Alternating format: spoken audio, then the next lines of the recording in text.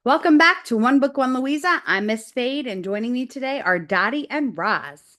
Today we are reading chapters 55 through 57. So let's get into it. Chapter 55, The Lodgers. Firelight spilled out from the nest and into the cold, blustery night. Roz sat inside and listened to the wind and to the soft pops and crackles of burning wood. And then the robot's keen hearing picked up another sound. Tiny footsteps crunching through the snow. Roz, I'm freezing. Can I join you by the fire, please? Said a weak voice. Into the light crawled Chit Chat. The squirrel was shivering and clumps of ice stuck in her fur. When she finally felt the heat of the fire, she collapsed. Roz picked her up off the floor, gently placed her on a warm stone, and let her sleep. An hour later, there were more footsteps, and a family of hares shuffled into the nest. They huddled together in a corner without saying a word. Pinktail, the opossum, was the next to arrive. Good evening, she mumbled, trying to act cheerful. It certainly has been chilly. Swooper the owl hobbled in, followed by some chickadees and a magpie. Fink knew a good thing when he saw it, and the fox lay down right by the fire. Then came Digtown the groundhog, or Dig Down the groundhog. The fuzzy bandits carried in on an old turtle named Crag, who was in the worst shape of all. Creatures who should have been hibernating deep underground had been roused by the vicious weather. Only the healthiest animals with the warmest homes were safe. More and more weary animals appeared, and slowly the lodge filled up. This was the first time many of the lodgers had seen fire, and they gazed at it with a mixture of fear and hope. They could feel the fire's destructive power, but they could also feel its healing power as it warmed their bones. The lodgers seemed to push forward, eager to feel more warmth, and then pull back, afraid of feeling too much. It was important that the lodgers understood fire. So Raj showed them how to build one. She showed the smaller animals how to arrange the kindling, and she showed the bigger animals how to arrange the logs. Bumpkin, Lumpkin, and Rumpkin struck the firestones together, and everyone cheered when they finally managed a spark. As Roz looked around, she saw moles curling up beside an owl, a mouse snuggling between two weasels, hares nestling against a badger. Never before had the robot seen prey and predators so close and so peaceful. But how long could the peace possibly last? I propose a truce, said Roz. Like the dawn truce, everyone must agree not to hunt or harm one another while in my lodge. Very well, said Swooper, after consulting his carnivorous friends. We hunters will control ourselves.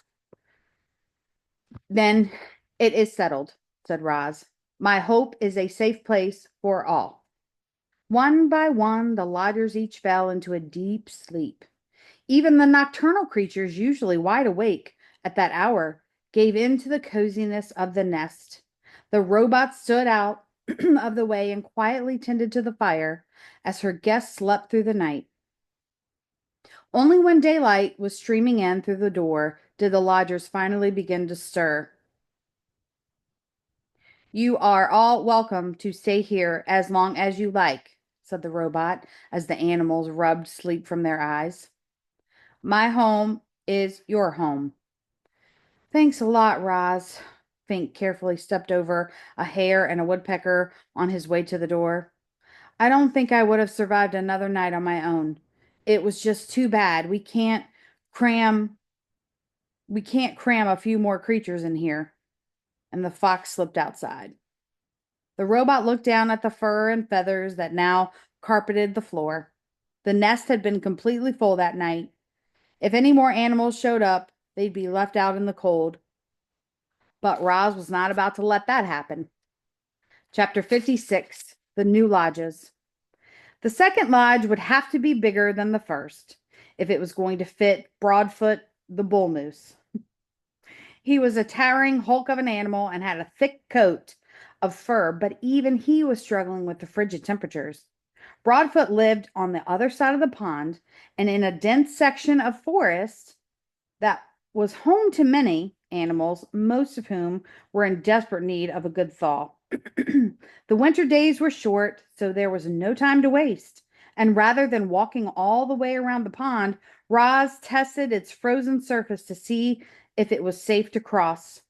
She threw a heavy rock high in the air and watched it bounce off the hard ice. Then she carefully walked over the ice and into the forest on the other side, where she found Broadfoot waiting for her. The moose quietly led the robot to the clearing in the trees where the new lodge would go. Then Roz made a fire and watched as cold creatures began crawling out from the shadows. Do not worry, the robot said to the growing crowd, steam puffing from their noses. You will all be warm soon, but I need your help. Roz asked the animals to collect anything useful they could find: large stones, strong branches, chunks of frozen mud. With the robots' building expertise and the small army of helpers, construction of the second lodge didn't take long. The animals happily agreed to the robots' truce, and then they shuffled into the warm wooden dome. If you keep the fire alive, it will keep you alive, explained Roz as she dropped another log onto the flames. But be careful. Fire can turn deadly in an instant. At dawn, heavy snow was falling again, and there was Roz, setting out from the nest to build a third lodge. She trudged into the great meadow where fierce winds had created enormous, sweeping snowdrifts. But she powered through finished the job and was soon beginning work on a fourth lodge and then a fifth. That is one busy robot. The island became dotted with lodges all glowed warmly through those long winter nights, and inside each one, animals laughed and shared stories and cheered their good friend Roz. Uh-oh, I don't like the name of this chapter. Chapter 57, The Fire. Strange sounds were echoing from the far side of the pond.